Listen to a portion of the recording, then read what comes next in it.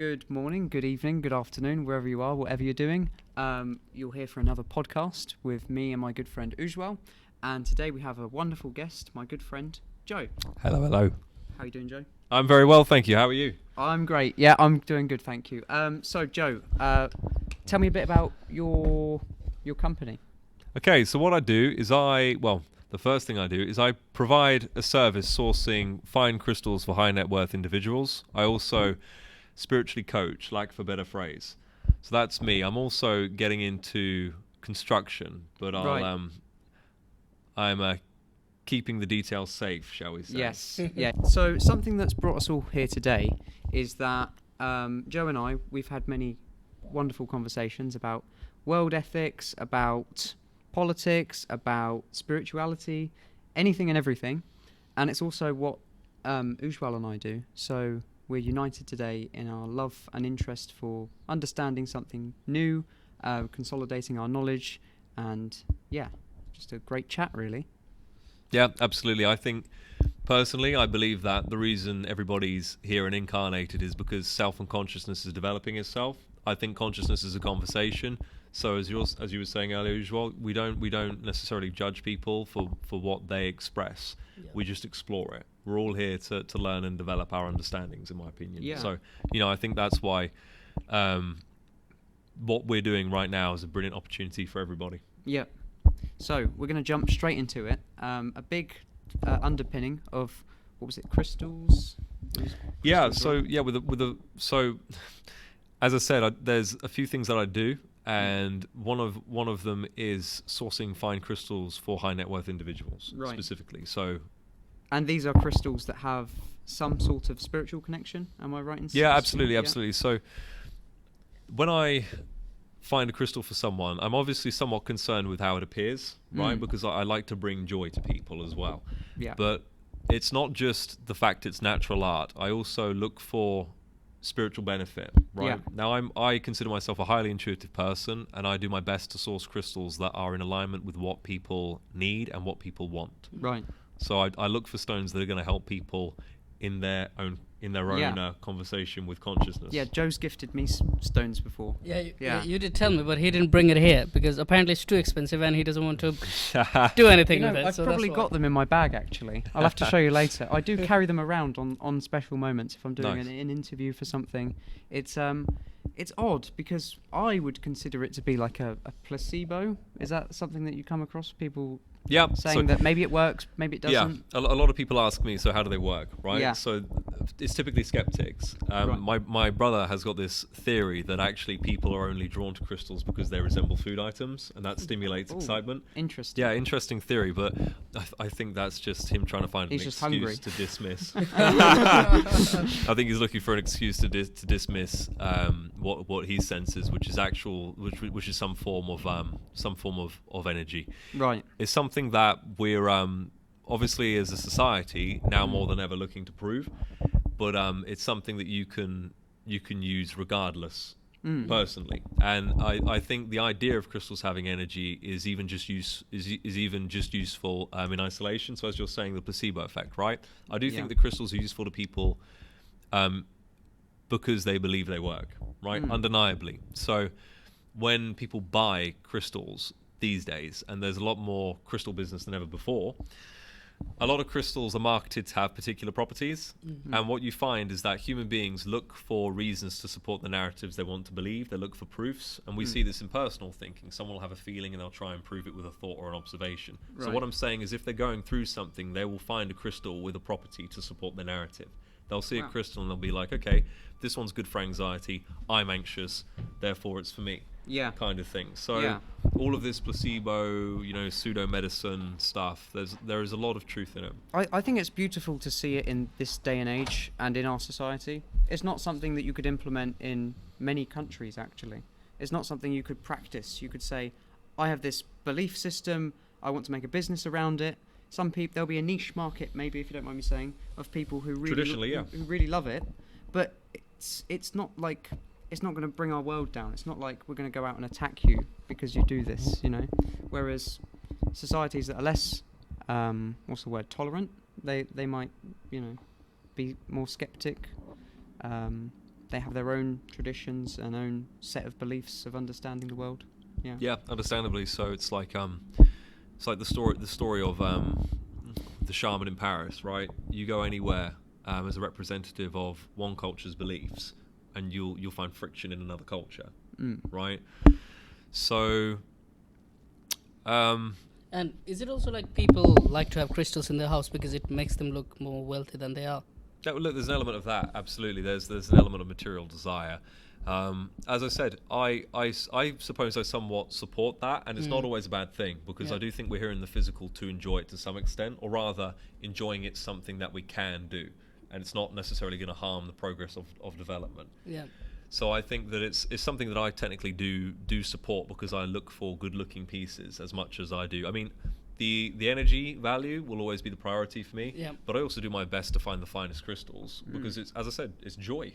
It's why would I not give someone the opportunity for a pleasurable experience if it, They are beautiful as well. I saw one of the big ones in your house a while ago. It was a big, like, I don't know. Which you probably one? know the geo. What's the word? Geode. You probably know the correct term for it, but they have like the spikes. They look like kryptonite. Oh, it's the geometry. Yeah. So well, I think you're talking about that might have been a quartz bed. So maybe quartz. Yeah. So like so with points essentially. Yeah. Yeah. They're fascinating to look at. Yeah. Definitely. Yeah, they're remarkable. You get a load of different types of them. Something that was popular 2 years ago and is kind of holding steady. Surged into popularity 2 years ago and is holding steady is large pieces of Lemurian quartz. Celebrities have picked up on that. So it's what you're saying about, people having them as a status symbol. That now, more than ever because of social media, right? Because obviously, if a piece of Lemurian quartz costs £1,500, then it's price gated. It's class qualifying. Yeah. So yeah, there's elements of that as well. And these guys, they'll find a new material. There's the novelty aspect, and as we understand from studying addiction, novelty is exciting. So there's the whole novelty sales as well. So what you're basically getting is the rich and wealthy who have the most ease of access, typically, to these stones, buying a load of different materials, new materials that they haven't seen before that are high quality and therefore, interesting to look at, and starting trends. And then the trends are self-fulfilling, because everyone, gets into it, gets on board, buys more stuff, explores more, the cycle starts again. So you're not actually carrying the same values as the consumer, you could say. Maybe in some ways you are, but in other ways it could just be an artisan choice. They like the decoration, for example. I think I can't control anybody else, and I certainly can't ever expect to certainly influence somebody. So, for example, I can't ever do something with the objective of changing someone and know that it will work. So I have no idea how you're going to receive what I say, because your reality is based on your perception. Right. So I could.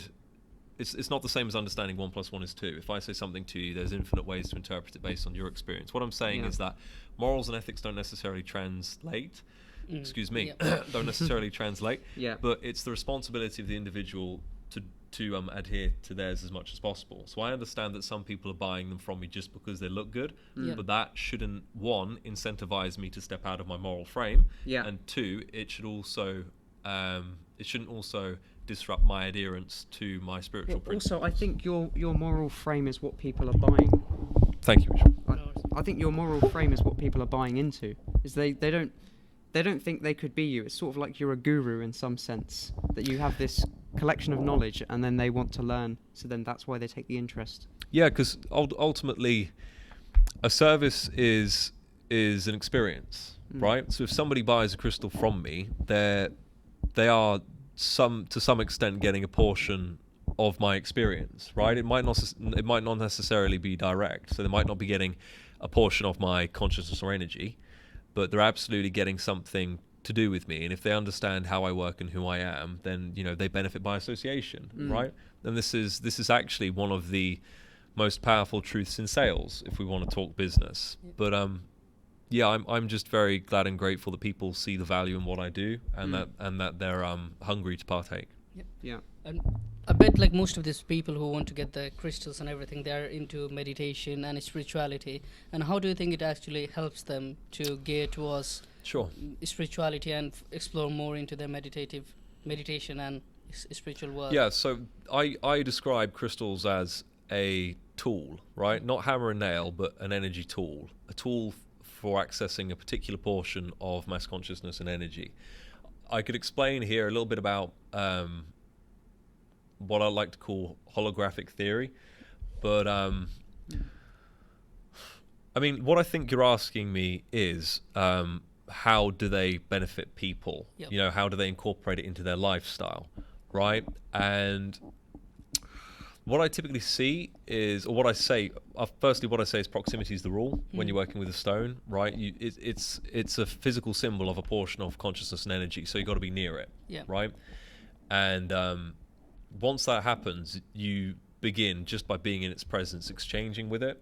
It's in a similar way to how if you're next to something that conducts, it's going to take heat from you. Whereas actually with crystals, it's more of a mutual energy exchange and transformation. So proximity is the rule. I encourage people to consciously incorporate them into certain things like yoga, right? And meditation's an interesting one because whilst most people think meditation's passive and something that you pick up and put down, that's not the case. Meditation is actually something that you build to a point where you're doing it constantly.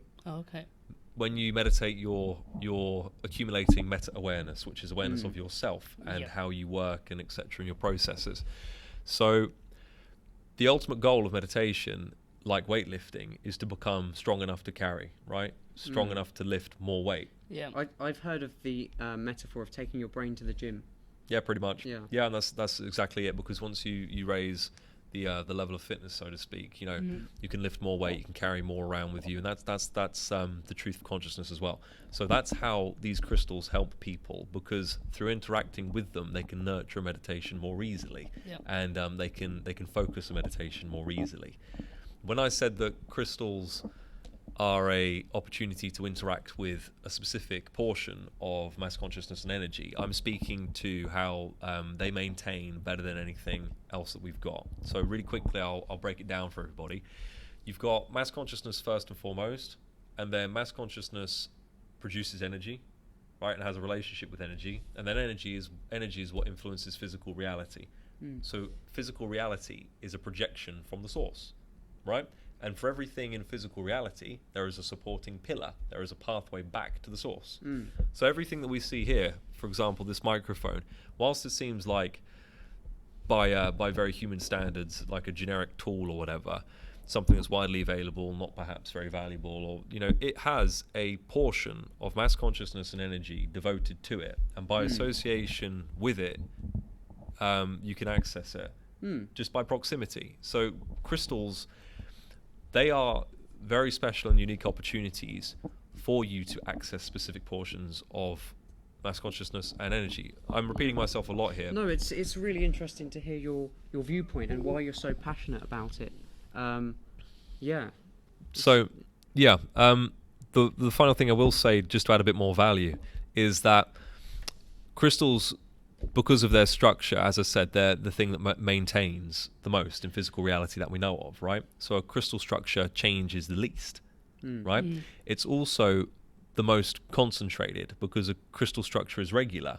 So it's like a polymer. It's made up of the same shapes, a lot of the same shapes. So what you've got is a particularly potent and resistant object, right? And that means that the part of consciousness that it touches is going to be very, very clear, and also something itself that doesn't changes. Because any changes here changes physical reality. So crystals, they actually speak to things like big truths, you know, things that will not significantly change.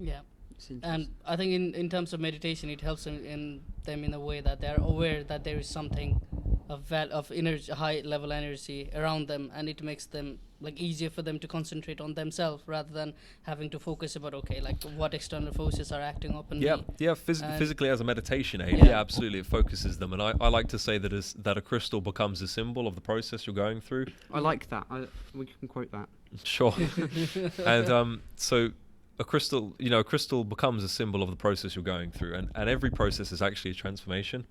So the crystal is the focal point, regardless of whether or not you can actually work with the energy or not, regardless of whether or not you believe it or whatever, right? You've still got something that brings you back to that same process. So of course it's a meditation aid, because you put it down, then you come back in the room, you pick it up, it's still the same. So it triggers the same response. So you're conditioning yourself. You can use that behavioral loop to program yourself. And I suppose that links into self-help, you know, because absolutely you're going to give someone confidence. They're training their mind to focus on whatever they're struggling with, and then they're going to consolidate their ease maybe around those situations, ease with, I don't know, their gambling addiction. They might have a stone for that. And then I don't know per se, but then as they become accustomed with that new thing, they can grow confidence externally, right? I understand what you're saying. Yeah, absolutely. So I think the self-help is what people call spiritual development. But have you heard the term 3D thrown around? So people talk about the 3Ds and basic reality, limited understanding. They say stuff like that. Oh, that's such a 3D opinion or whatever. Or I've not heard of this. Okay, so I mean, another good word is normies, which we can start using in a minute. But so self-help is the 3D window into the space that is spiritual development. So they still see things primarily in physical terms. They'll be like, I need to get my money up. I need to do this or do that or get this status or whatever, get that job. It's very vast, isn't it? Self-help. Oh god, yeah. But I think it is primarily physical when it's in the frame. You know, when someone says self-help, I just think of people who think they're entrepreneurs doing their best to, you know, hustle and words like that. Do you see what I'm saying? It's a way of thinking. It's a way of seeing the world. Whereas, as I said, it's a window into the space that is spiritual development. And spiritual development ultimately encompasses all parts of your being, your true nature. So everything from physical health and mental health all the way through to conscious awareness and the nature of the universe and your relationship with it. So I think self-help's not a bad place to start. But I've got a tough question I'm just going to chuck up. Yeah, right. Go on. Are religious texts self-help books? Oh, that's a good one. Yeah, to some extent, yes. And I think the way in which you can get the most benefit out of something like the Bible is actually by considering each Old Testament story as figurative. So there's someone I know who's I'd say borderline radical Christian, right? Not to the extent where it's a risk to other people, but they're so devoted. That line of radical. No, but you guys got triggered. But actually it's appropriate because it implies the level of obsession. Right? So I'd actually say it's self-destructive to them. So actually it is destructive. It's radical in the sense that this guy is limiting his experience by his adherence to Christianity. And I was saying to him, actually, this surprised him. I do believe in the value that the Bible is somewhat valuable. Not entirely, but somewhat valuable, because actually within it there are metaphors for the spiritual process. Definitely. So when they talk about Christ and Christ consciousness, actually Jesus Christ in the biblical stories resembles most closely what we recognize as a Reiki healer, right? Interestingly. Yep. And there's other things like the story. I don't read the Bible, unsurprisingly. Yeah, me neither. But there's certain passages and texts that talk about valleys, etc. And what you realize is they're actually talking about the chakra system. Okay. So there's some stories in the Bible that are written in a way they're indirectly informative. And I apologize that I can't think of examples. Adam and Eve, I would say, is probably a good example. Yeah, it's like, is that actually are they actually maintaining that's the root of humanity? Yeah, if you take it literally. Exactly, and that's where I think people fail themselves. Whereas other texts, we were just talking about the Gita, the Bhagavad Gita, and the scriptures, the Upanishads, or if I've said that correctly. But there are many ways of saying it. I would not like to correct you on this one. It's Upanishads and Bhagavad Gita, but the way we pronounce it in our country will be different than how people pronounce it in the South Indian. So don't worry about I did my best. Yeah. These texts, in my opinion, are highly valuable, and I think they're more closely related to what we understand presently as spiritual development. Yeah. So I'd say if you're looking for the most spiritual value, go straight to those two texts. Wow. Especially given the context of the present with everything that's going on socially and politically, because we're in an age where cowardice is rife, right? Especially amongst men. And we can talk about why that is. I think it's conditioning and programming, amongst other things like... we're being more soft every day. Hey, not me. People say our generation is being more soft every day. There's no warrior culture, though. You know, it's not like you come back, I've killed 7 men today. But hey, I'm happy to talk about this. Let's get on to this. So I think that two things are happening that are threatening masculinity, and I think it's half, shall we say, accident and coincidence, and also half intentional. I won't speak to that because I'm not looking for a fight myself. You will get a fight for sure. Anyway, so there's a lot of psychological conditioning. A lot of people are scared of men expressing masculinity, right? For a whole load of reasons. They could be seen as dangerous. I think that's one of them. Yeah. They might be emotional. Yeah. Well, but that, I'd say that's not actually true masculinity, because any man that acts primarily on emotions isn't in the masculine frame. And the way that I reason this is because from what I've seen, my experience, men are typically more logical and rational. I was explaining the distinction between how men and women lose their temper to somebody recently. Yeah. And I imagine that a lot of people think this is controversial, but I don't care.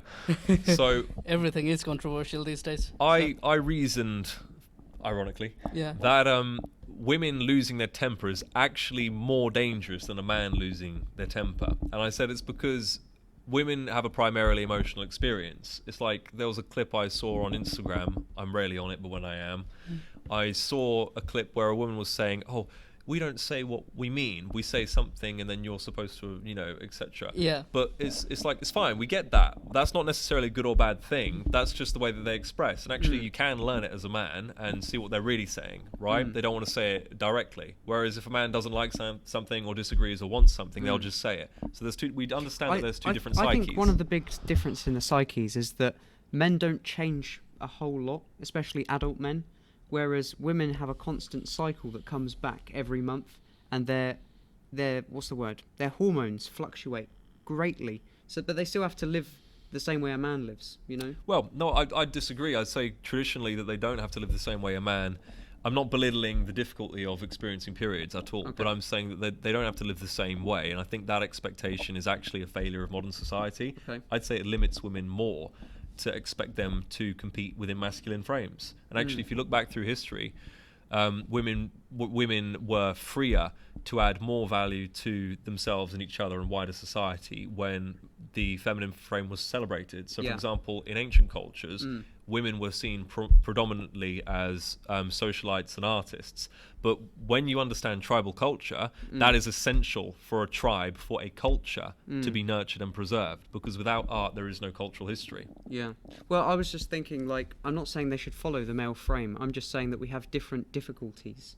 Yeah, and one of their difficulties is the thing that comes monthly. So. Oh, in terms of, you're speaking to what I was saying about losing their temper is more dangerous because they're emotionally based, right? So. I suppose you could say that. But then. So, there are lots of these theories going around as well, where they say that the reason we see more female nurses than male nurses are they are more emotionally attuned towards other people, and men are more objectively attuned to other things. That's why you see more engineers. Yeah, male engineers materially, I'd say materially. So there is that, but these days, I think where it is difficult to basically make those distinctions is we're having kind of similar experiences. We go through same things. So back in the days, a female experience would be a bit different than the male experience while growing up. But these days, we have same experience. That's what I'm saying. That's where I think modern society is failing women, because they're expecting women to live like men. Right. But at the same time, they're not offering an alternative in alignment with their design. So right now, thanks to all the stuff that's going on socially, it's like, oh yeah, okay, so men and women are all doing the same things, but now we're starting to lose all the things that women did. Yeah. Yeah. So. It's very difficult to draw the line. I think part of the issue is offense culture. So I can speak about women, but it doesn't mean I have to be a woman. And women can speak about men, but it doesn't mean they have to be a man. But I think people take offence because they assume that you're coming at them from the opposing side. What did I say earlier? And I've got to give the man credit. Peter Crone said this, right? Not me, but this is absolutely true and relevant, so I'll say it again. The only extent that someone else's words can hurt you too is that which you believe them. Yeah. So once again, as we said when we started this, we're all just here. We're not attached to what other people believe or our reactions to it. We're just here for a conscious conversation and development.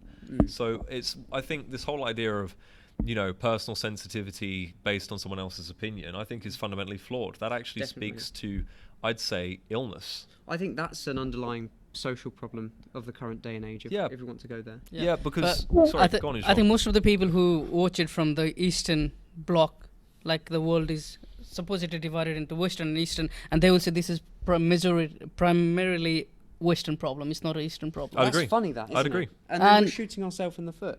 Well, so for me, who comes from the completely different culture than what it is here, and when people say there is lack of freedom in this part of the world, I'm like, are you kidding me? But maybe Like, that's what spawns freedom, is the pursuit of freedom. I don't know. I'm just being devil's advocate. I like to do that. If you are fortunate enough to be born in a middle class or upper middle class family in this part of the world, you can leave your house at 18-year-old and make something out of yourself. But where I come from is absolutely impossible. At 18-year-old, leaving your house and making something out of yourself, you can't do that. And especially if you're female. And people, they talk about the female rights and male rights. There are many feminists going around in this part of the world who like to talk about different kind of topics, like, okay, the male masculinity is increasing more and more and more. But they don't go to the world where actually females have less rights than males. It's not in this part of the world, but where I come from, it certainly is.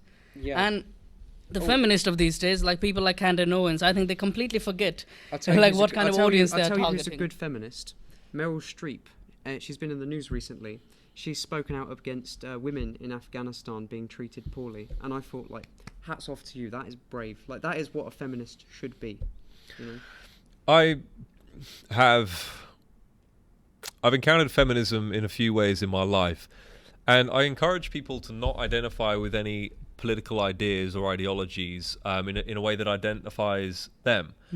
So. But these days it's difficult because you are either left or right or centre left or centre right. right. You're not but I even completely centre. disagree with that, because I think as soon as you think you are, right? Yeah.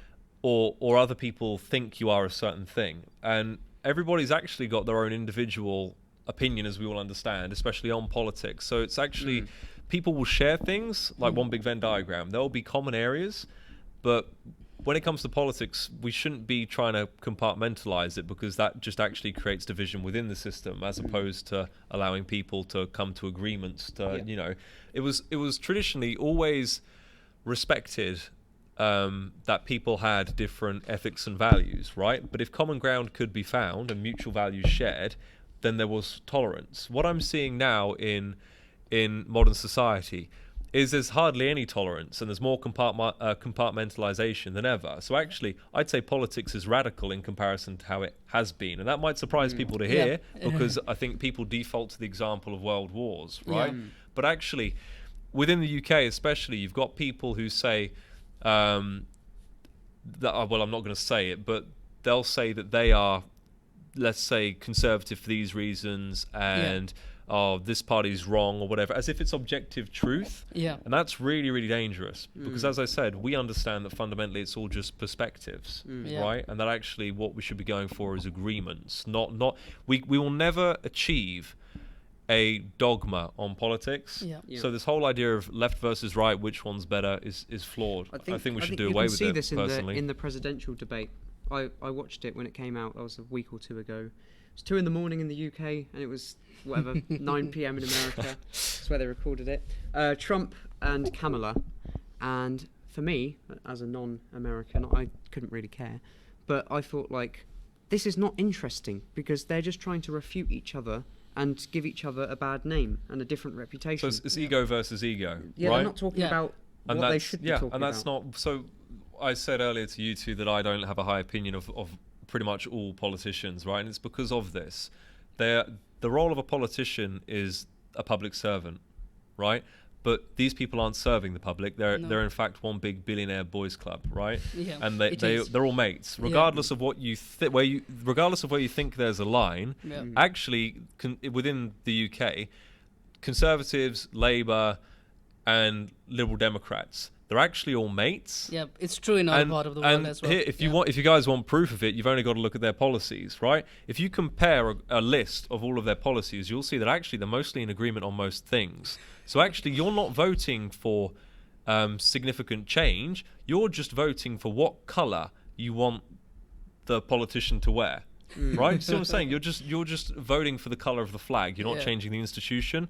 And because I think that prime ministers and people like that are just puppets fundamentally, I think you're just voting for what puppet you want to see. You're voting for who you want to hear it the from. least radical of them. This also makes us Which brand of slavery do you want? This makes us weaker though, because I was watching another debate, which was a Chinese CCP politician coming on a British talk show.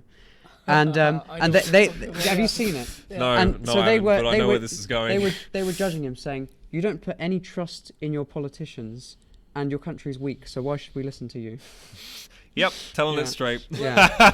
Well, talking about basically we talk about the liberals and the conservatives and all that. I think the person who very beautifully portrayed, reflected on it, was Bertrand Russell in the Skeptical Essays book. In one of the chapters, he says basically, if you want to judge a person on their conservatism or on their liberalism, just look at the dogmas that they have, and that literally shows you, because there are liberal people out there who are very dogmatic, and that is not what liberalism is supposed to be. And liberalism is not necessarily the complete opposition of conservatism.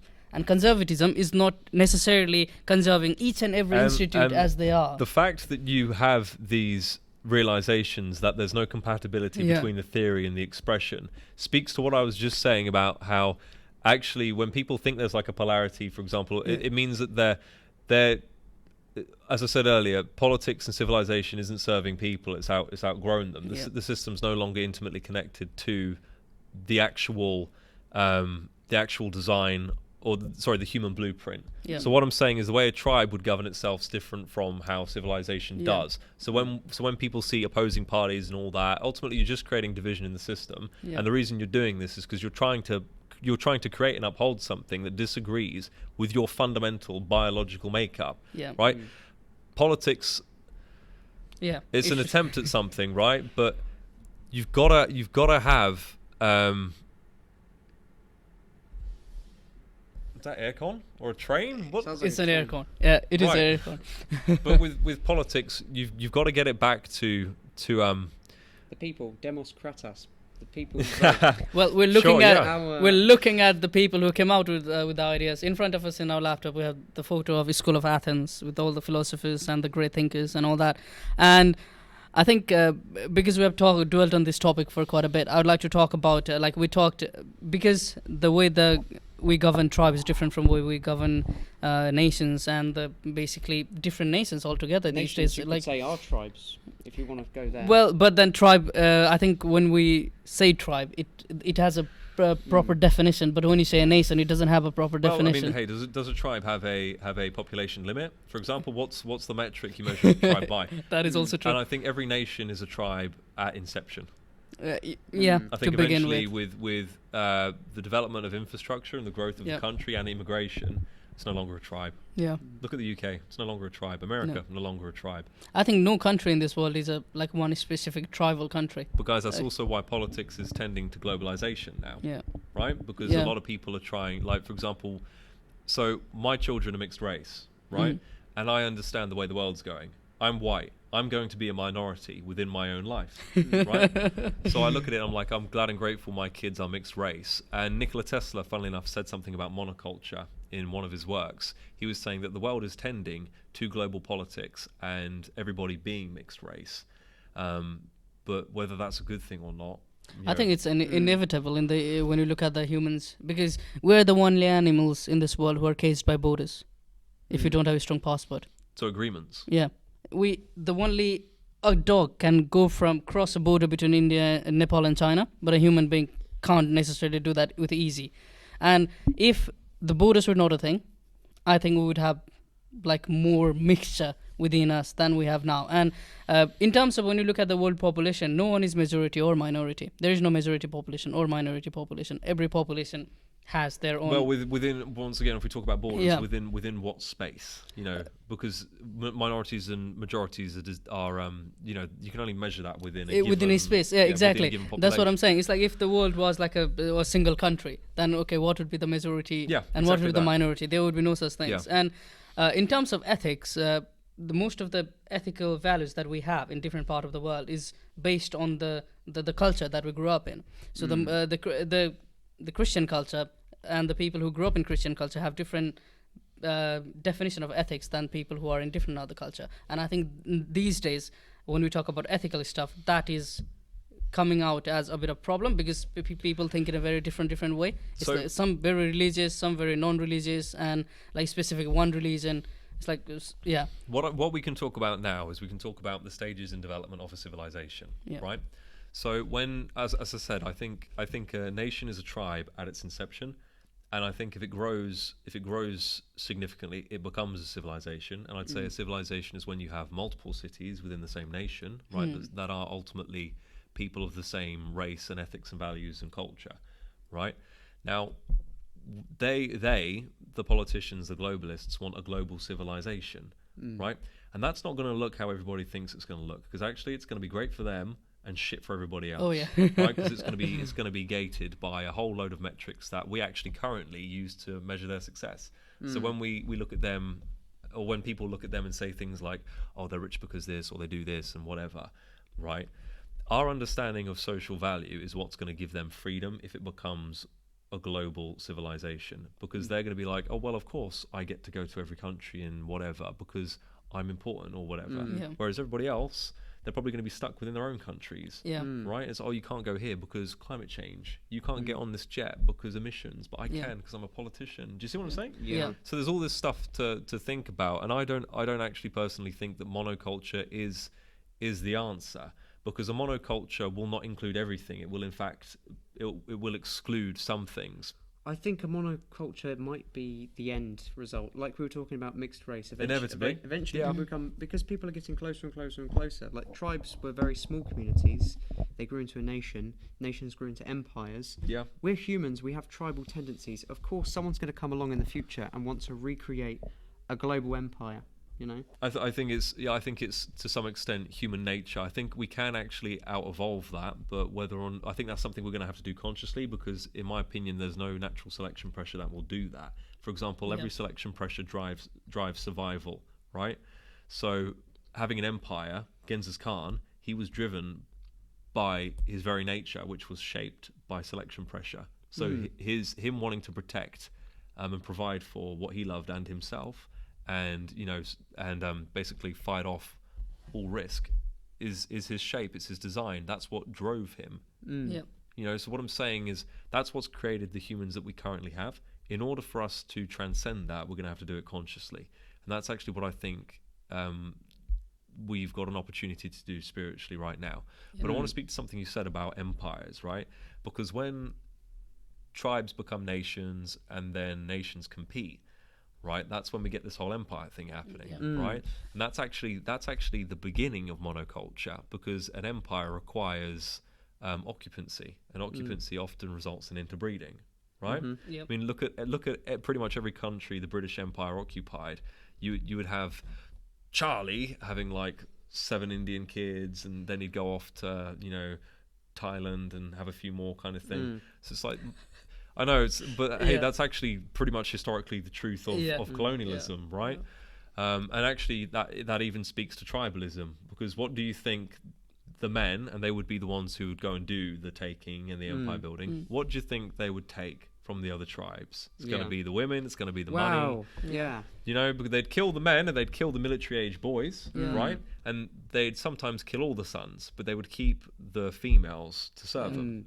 So that is one of the reason in our country historically the females, they were married off like before they were like teenagers. And, So yeah, and I before think that came from this whole idea of keeping the peace, peace yeah. offering, right? So basically, what they were saying is like when the male from southern part of our country, which is basically India, when people were coming from there conquering small villages in our country, in Nepal, what they were saying is like, oh, they were targeting boys, and then they're taking the females away, the unmarried ones. Yeah. If you marry them off when they're very young age, at least they will not take them away. Because That too, yeah. yeah, so apparently that was also a motivation for for the child marriage in our country. But the route it took eventually, it didn't result in very harmonious society in our country. It led to the bad aspect of it. But apparently that was the motivation, and so that's the problem. These days we judge things that happened in past, like 200, 300 years ago, with the lens of today. And I completely agree. That is, I don't think that is very Doesn't appropriate. serve us. No, It doesn't serve us. No. And to be completely honest with you, we shouldn't be looking to change the past. Yeah. Right? Exactly. I say that the past and future don't exist. Your future is what you imagine, and that's based upon what you have around you right now, and also what you already know. So Yeah. once again, your future is just projected perspective. Yeah. Right? It's You just don't live in the future. You can't possibly, because it doesn't exist. Yeah. Right? It genuinely does not exist, Jamie. There's no such thing as a future. The past doesn't exist either, right? What you think is the past is your memory, and your memory is just your impression of what happened. And actually, if you have a little look into psychology, excuse me again, if you research psychology, you'll find that people's memories change over time. Yeah. So, yeah, We remember what we remember last time. We don't necessarily remember what exactly happened. All there is the ever-changing present moment, right? Yeah.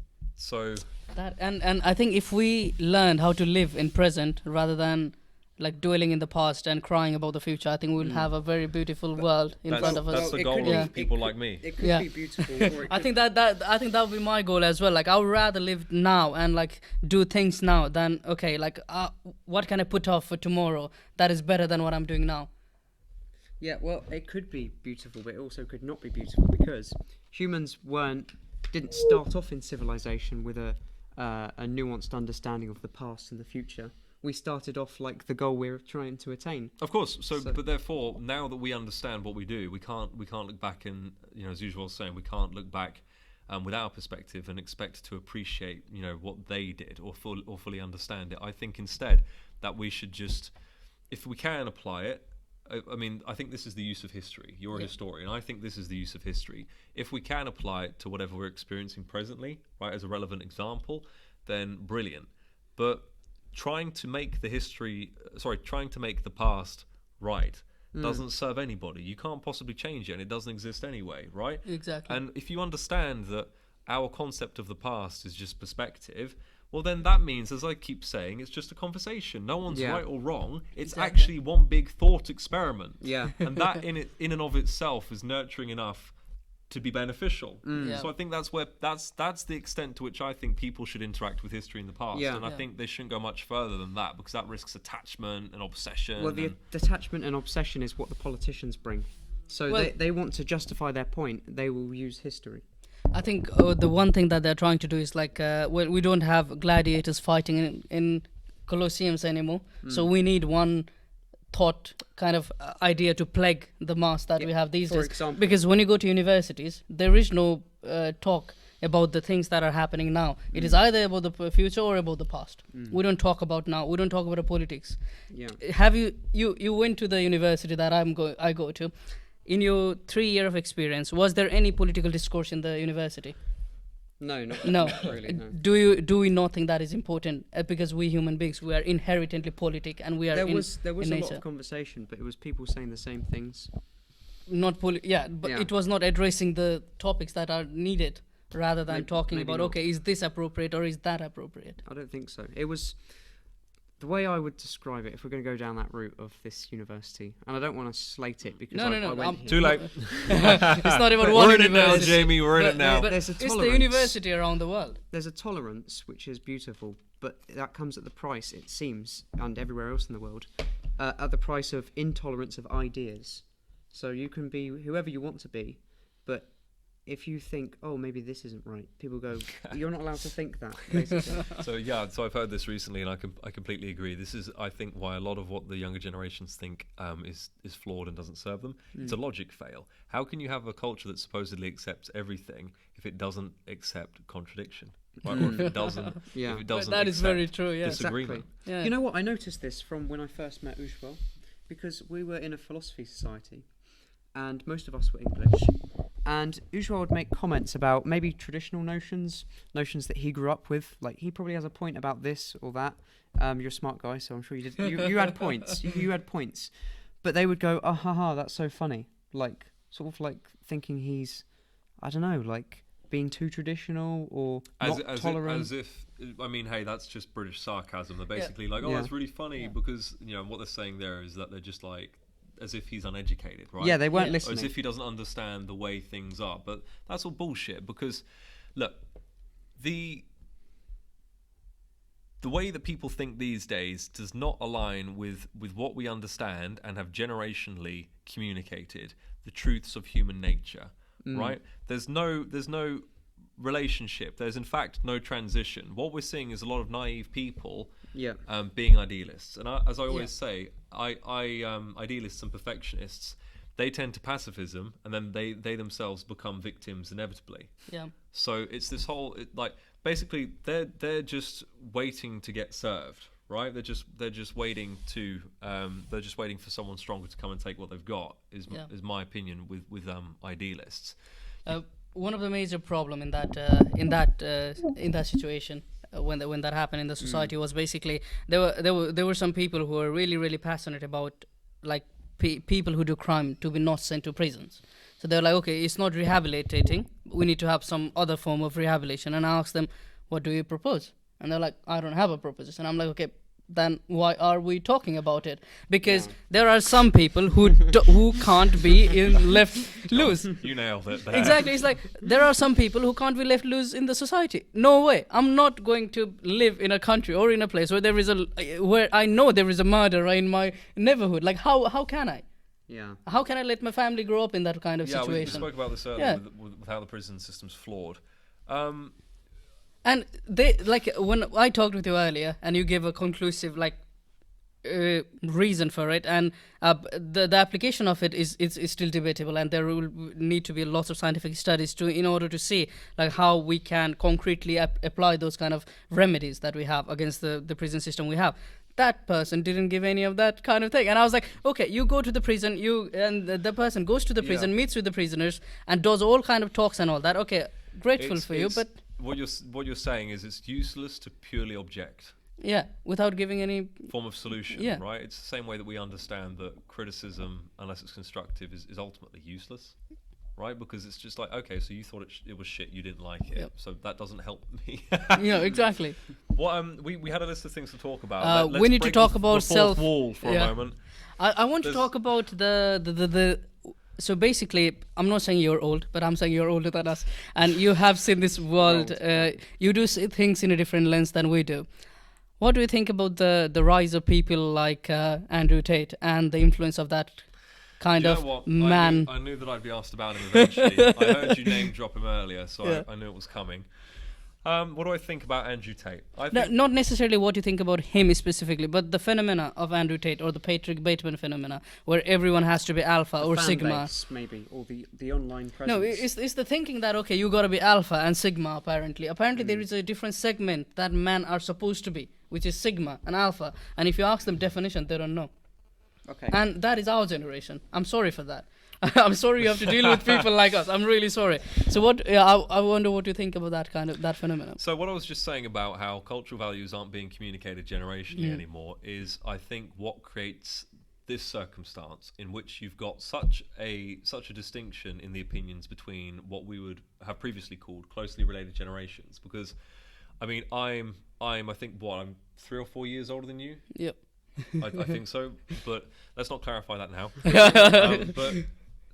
But there's obviously, I mean, I'm pleasantly surprised that we share a lot more in common than perhaps we first thought. But yeah, there's differences in perspective. There's absolutely shared agreement, shared ideas, but there are differences in perspective. Now, this wouldn't have happened traditionally because everything just would have been passed down. Yeah. What I'm saying is, people like Andrew Tate and Patrick Bateman become particularly fascinating in this circumstance because here they are championing success by the metrics of modern society, claiming that it's traditional values that's allowed them to succeed it. and you've got a younger generation who don't understand traditional values because yeah. it's not been generationally communicated. So they are purely speculative, right? So this is where the phenomena comes from. They're truly interested because they actually don't understand anything like it. They've had no examples of it before, and a lot of them, seeing the benefits, are incentivized to explore it. Because, as speaking myself as a man, 60 cars would be pretty cool. Yeah. I mean, come on, it is excessive, but the idea of it would be fun. So, I have to admit that on some level, he appeals to the instincts and and wants of the younger generation, and they just haven't witnessed anything like this before. Well, I would say a silver lining would be that people would watch it and go, "I'm nothing like that. Why am I so not confident when there are people confident acting like that?" So yeah, this is something that I've observed about him, and how can I break this down? So he himself supposedly believes that by being as abrasive as possible, he's giving a service to society. He believes that men basically bully themselves into being better. And you spoke about this earlier, because now there's apparently all these camps emerging in the States where, young men go there and they basically get abused, and that abuse is supposedly meant to toughen them up. And if you're attempting to artificially recreate let's say, demanding and challenging situations to stimulate growth, like, I get it, but it's ultimately not going to work, and you're actually going to create someone who's a product of the artificial situation instead of an actual hardship. Exactly. Like, I've experienced a lot of things in my life that a lot of people, well, hopefully will never have to, but it's allowed me to gain perspective, therefore it's valuable, and we equate masculine experience with value because of this. Only if you react to it in a way in which you then cultivate strength and skill, etc. So there's all this there's this novelty awareness here. I would say, developing, and I think it's stoicism that needs to be built for a lot of young men. Yeah, but they have false idols of stoicism. Well, yes, I'm glad you said that, because otherwise, is Andrew Tate a real man? Right? Is he an authentically healthy example of masculinity? He takes steroids, so. Well, but this is the thing. He's overly emotional, you can say. Well, I'd say actually yes, but then again, he argues that this, within the frame of what we just discussed with this artificial hardship, he's arguing that this bullying, being abrasive, being cruel and attacking people, is actually stimulating, a reaction in men that will make them seek self-development and all this. I don't think that's the only way, because what he's actually trying to do is stimulate fear, because he understands that selection pressures nurture development, as we've said, right? So that's why hard times make tough men, right? Because if you are actually exposed to something in nature that challenges you, you have to adapt because your ass is on the line, right? And those men traditionally are valuable. So that's healthy masculinity, people who come up with ways of surviving and protecting what they care about. So I've just established that actually everything he's trying to achieve can be achieved in the frame of loving yourself and doing your best to protect that which you love and yourself. But he's trying to stimulate as much fear as possible to trigger the adverse reaction, which is basically ego, scarcity mindset, and survival drives. So there's a lot of risk with what he's doing, because he's teaching a young generation to be afraid.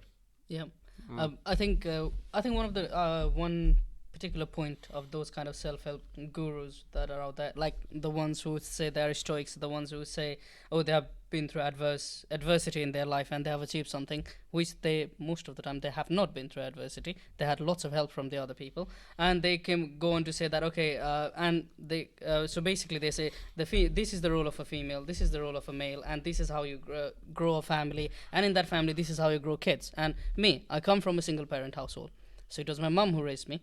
And there are people out there who say a female can't raise a kid successfully. And I'm like, okay, first, yes, neither does a man. You need a society to raise a kid. You need both. Come on. Yeah. The basic unit of a society is the union between men and women. Men and women. Adam and Eve, back to religion. So it's not like a lack of one person that makes the like when they say, okay, why are there so many single childs and the crimes and everything in the single child neighborhood and all that? It's like, okay, so the kid that was born in that kind of situation can go either way depending on the society he or she is living in. If the society is like taking him or her towards the right direction, the kid will go towards the right direction. If the society is not helping the kid, and if there is no one to look after the kid, like it doesn't matter if there is only dad present or only mother present. There needs to be all other people. If they are not there, the kid will go towards the other direction. It's like unnurtured drives. That's what I would call it. But guys, so like what you're speaking to now is what I said a moment ago when I was talking about how things aren't being generationally communicated, because the modern way of living has actually broken us away from our tribal roots. In the East, primarily, and this is based upon what my Nepalese friends have said to me, especially in Nepal, right? You have these you still have small villages, right? And all the kids know all of the adults, and actually it's more like a kid in Nepal has 5 dads and 5 mums. So the tribe raises the children, and all of the values are imparted through communication, teaching, and so they're subconsciously conditioned to just have a frame.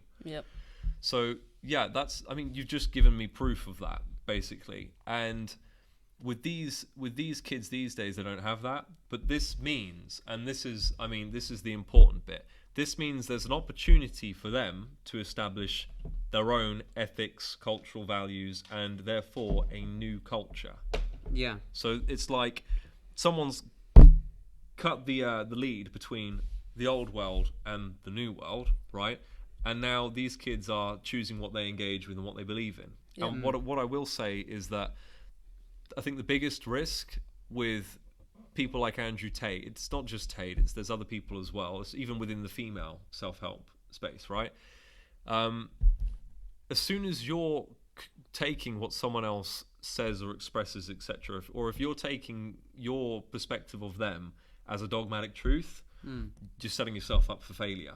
How on earth can you possibly sit and listen to somebody like Andrew Tate and think that absolutely everything they say is true? How do you know? Exactly. Because at that point you've just deferred your own development process. So actually you're just serving their ideas. You've basically signed up to their tribe, right? You signed up. I think it's called sensationalism. And this is that's one word for it. I'd say radicalism is another word for it. Well, it is a form of radicalism, but this is exactly what Hitler did, which was sensationalism. So you go to a beer hall, you say something impressive, and everyone laughs, everyone gives a round of applause. So you keep saying that more and more. But I would say I wouldn't equate Andrew Tate to Hitler, and I don't think he's as destructive to culture as people say. As intelligent as the Nazis. No, I think this is what we get wrong here. It's like we're very quick at subjecting one person to one of the tyrannical person that has happened in the history. So either if someone is from East, because of the comparable prominence. I was just saying it's a psychopathic trait. That's what I was saying. If someone is from East, they might be like Pol Pot or Mao. If someone is from West, they are like Hitler. And I'm like, bro, the Hitler and Mao and Pol Pot, they have done such horrendous thing that no one else come close. Okay, shall I find a more light-hearted sensationalist? No, I wanted to add some things Tristan about. Tate. Interesting. I wanted to add to the topic of being grown up by like having multiple dads and multiple mums. The way it works is like basically my mum has 5 of her sisters and 3 of her brothers, and they all, when I go to the place where they all are, they look after me. My mum doesn't need to be there, so that's how people are brought up. Oh, don't brag. No. And I'm adding one more thing in here. The reason that you and all my friends, the reason I say like we're like brothers, we're like families, like I want to cultivate that here.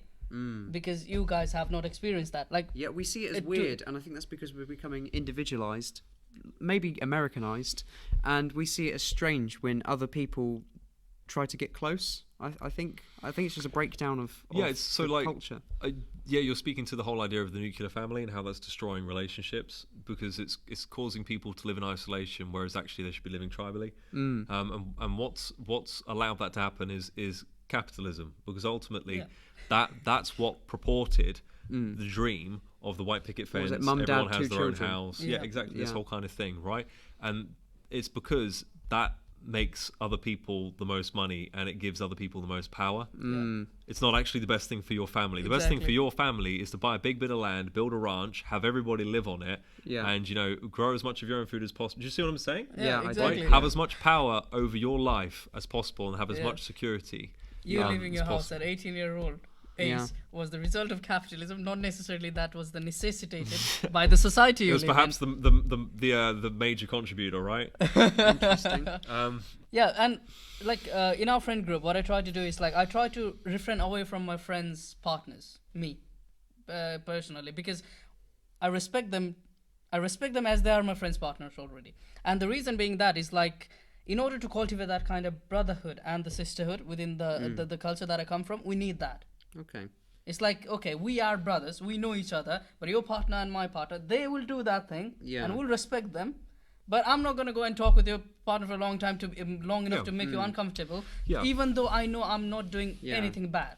Yeah, and I'd say that's healthy respect. You know, and look, people talk a lot about gender separation, segregation, right?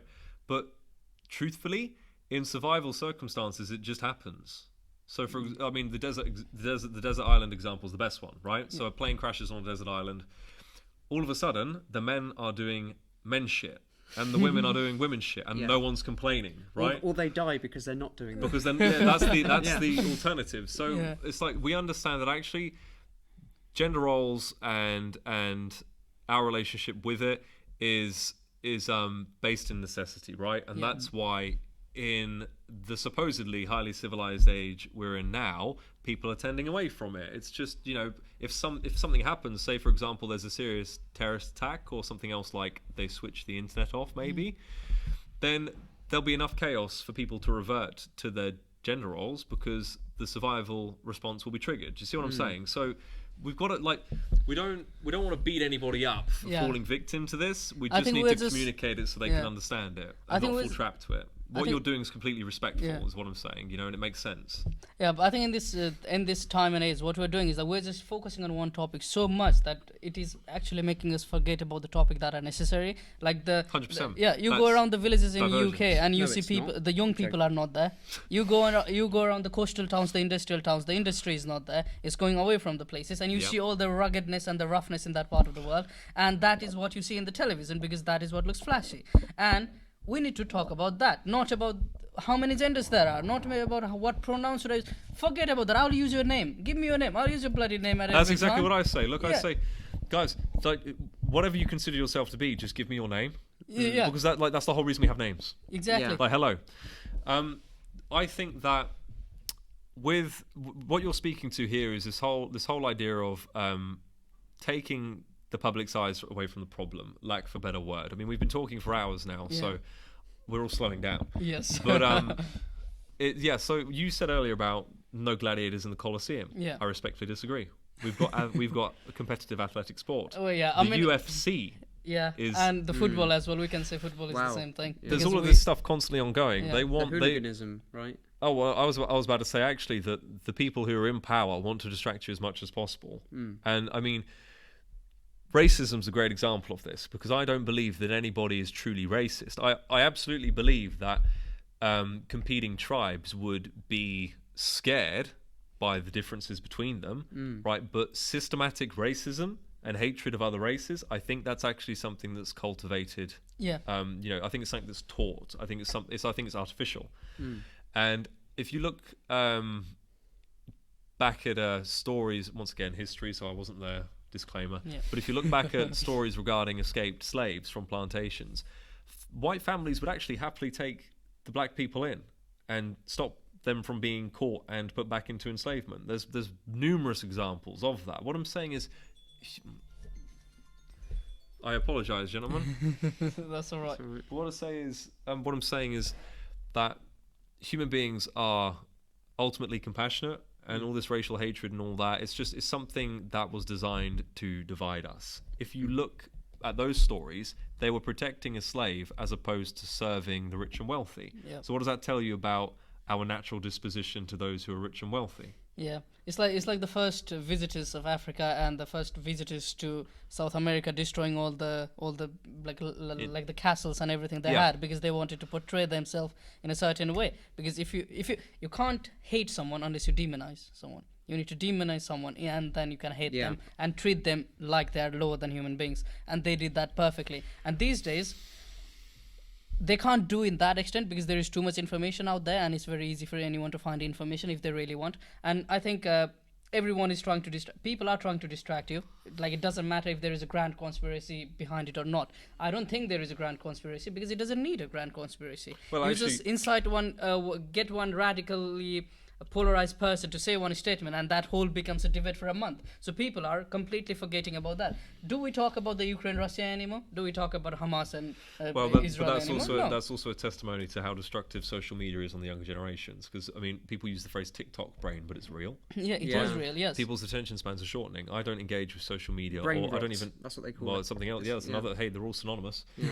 But I don't use social media. I don't have a TV. I don't interact with anything like that, because a lot of people think it's harmless, but actually everything that you decide and do changes you. Yes. So everything that you're doing changes you. Yeah. Right, and forms you. So yeah, I can know by like the way my friends talk if they have been listening to way too much Joe Rogan or Jordan Peterson. yeah, because they become the product of what they associate exactly. with. It's like This is why attachment's dangerous, because if you're attached to something, you're stagnating yourself, and basically it's you're becoming what it is you're orbiting. Yeah. It also shows you that lies don't work, because you become the thing that you're doing in the back room, you know. Yeah. I think lies are a really interesting thing to me, and I mean, people say that they always come to light, but I actually prefer to say that this is an Andrew Tate quote, that lies take infinite amounts of energy to uphold. Right? If you're lying, yes, it does, yeah. you're eventually going to exhaust yourself. Yeah. Right? The lie will come out because you'll ultimately fail yourself in upholding it. Right? This is why, in most, even within most human fiction, right, the villain lets it slip. Right? I mean, I think in Shakespeare that happens numerous times. Right? Yeah. Well, and to add one thing towards the end, I think we're reaching towards the end. What I'd like to say is, like, the intellectuals of the past, the philosophers of the past, as much crazy as they were, like the nihilists who believed there is no value to the life, there is no moral, there is no morality and everything, to the people who thought, everything can be calculated in terms of math, and there was a cult and the religion behind it. All those people, Pythagoras was one of them, and yeah, like all the philosophers, Plato, Socrates, Derrida, Spinoza, all the names that I can name. I think if those people were alive today, they would absolutely be like what Slavoj Žižek is. Very pessimist, because there is nothing good that's going around.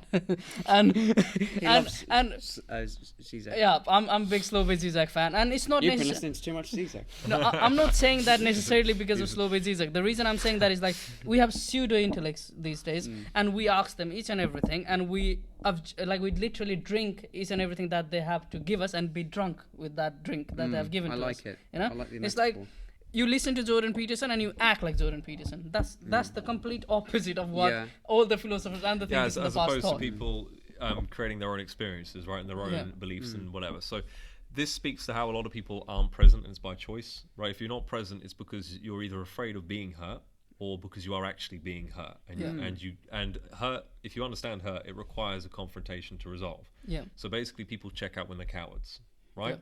So if you're not present, it's because you're afraid and you're choosing fear. Ultimately, whether or not the disposition for the fear has come from yourself or others, no matter where the burden of responsibility lies, it's on you to figure it out, right? It's for you to get involved, and the younger generations we're seeing now are less present than ever, and they will happily default to the beliefs and opinions of others if they believe that it furthers them socially, as opposed to having their own.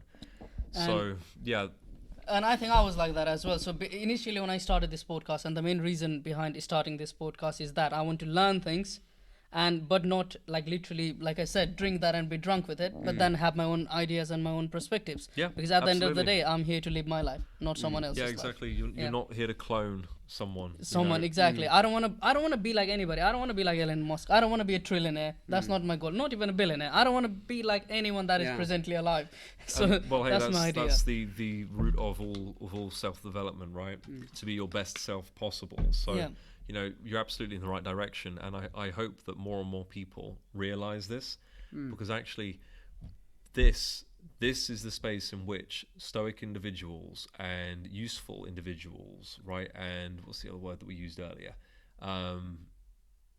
basically people who provide a service to society, this is how they're made, right? Self-development, taking everything, and instead of just accepting it, considering it, and also touching in with themselves. What do I really think about what I've just experienced? Yeah. Did I agree with that? Yeah. Is this just something I'm believing, because it works for me? Yeah. Or so that's an active meditation, actually. And I think that and some people call it philosophy as well. Well, Yeah. I guess that's one word for one portion of it. But I think that, yeah, if everybody did this and gave this a bit of credit, the world would be a better place. I believe that. I definitely believe that. Is there anything that we want to wrap up with? Yeah, so towards the end of our podcast, we tend to talk about our 0 hour thoughts. So our thoughts that we had when we were not thinking about anything specifically. So if Right. you have any of those kind of thoughts that you would like to express today, a random thought that come to your head that you want to express today, I'll be more than happy. Or Jamie, or me. Oh, I've not actually considered this. I've not done much talking today as well, which is I'm surprised by myself. Right, I feel the pressure on me. So Yeah, well, here we go. Is it a thought that I had? I guess an interesting thought. Yeah. Well, I mean, any thought. Like for me, Do you know what? When I have these, I note them down. Yeah. You guys call them 0 hour thoughts. I might have. Can I I check just my call it notes? as- yes, Can I my check my notes? because my phone is over there. All my 0 hour thoughts are over there. So I'm gonna express without looking at anything the thought that was going on through my head when I was not thinking anything. You're going off the dome. Yeah, I'm going off the dome. So basically, I was thinking about how specifically the people who have left their country and go to another country. So basically, I left my country, Nepal, and to come to UK to study. My initial idea was that all my problems that I have in Nepal will stay in Nepal, and I would be here without the problems. So we think that when we move place, when we change things, that our problems will change. The problems that are inherently with us, like our anxieties, our addictions, and our all those kind of things, those things will remain in the place that we were. But it doesn't. Just because you are moving doesn't mean you are covering distance, like other people say. So what I would do instead of trying to find vanity in new places, like try to live in the place that I'm already in and try to take as much as I can in from that place, learn that place, like explore my village first, then go and explore the other village. So that is what I would do. And I do understand other people, like all of my friends who are in other countries. I know your pain. I know you feel homesick. I know you feel the same way you were what you felt when you were in Nepal. I know that, and it's not bad. And if you have to go back to Nepal, that is not failure. Don't listen to what other people say. It's not failure to go back to where you were. You can start again. We're young. We're 24, 25-year-old. Our life has not, we haven't lived life. Come on. We have just grown up. We haven't even lived anything.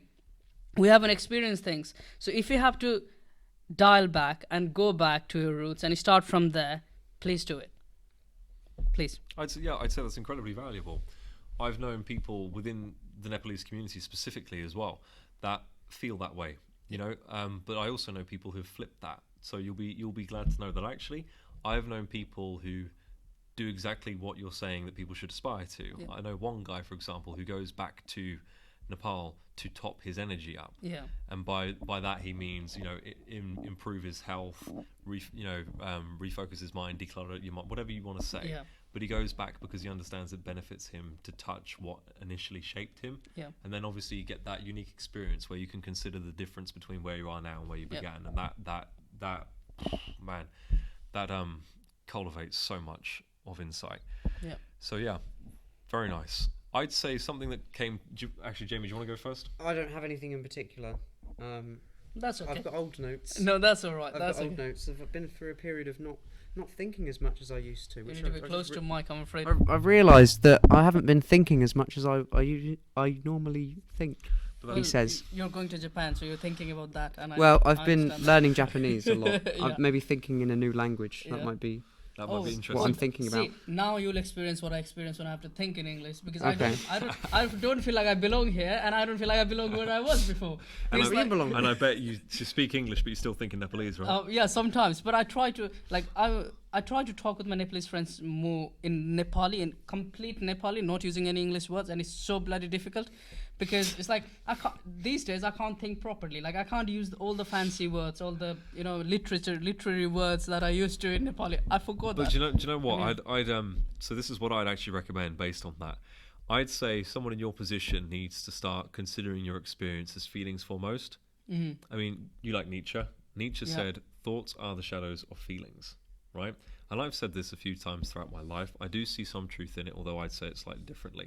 But what I'm saying to you is that all of this noise and all of these different narratives you're constructing, they're a portion of your experience, not the whole. And actually, they're a reaction to everything that you feel. And what you feel comes from what you sense. So to be closer to what's actually going on in your reality and what you want to do about it, Yeah. I'd say consider the feelings as much, if not more, especially when you feel like everything's a fray. You know, go back to feelings, because feelings will not lie to you, whereas your mind can. Your mind can make mistakes. That's actually very constructive. I don't believe that your mind... That's a very valuable lesson, right? That's there. actually... Thank you know very what? much. You're welcome. That actually surprised me, because normally people say the opposite. But then I guess you can't think your way out of yourself, you know? Well, No. what I've identified is Ujwal's experience in those moments is primarily mind-led, and it doesn't serve any of us for our consciousness to be located in one center for prolonged periods of time. So when you're finding, you know, so shall we say friction in your thoughts, then I invite you to explore other parts of your being, because you know that will communicate. You'll understand your truth more easily through that. Your vessel's constantly communicating you and communicating to you, and it's not just through conscious thought. It's through feelings, it's through senses, it's through physical reactions as well. So there's loads of ways that you speak to yourself. Yeah.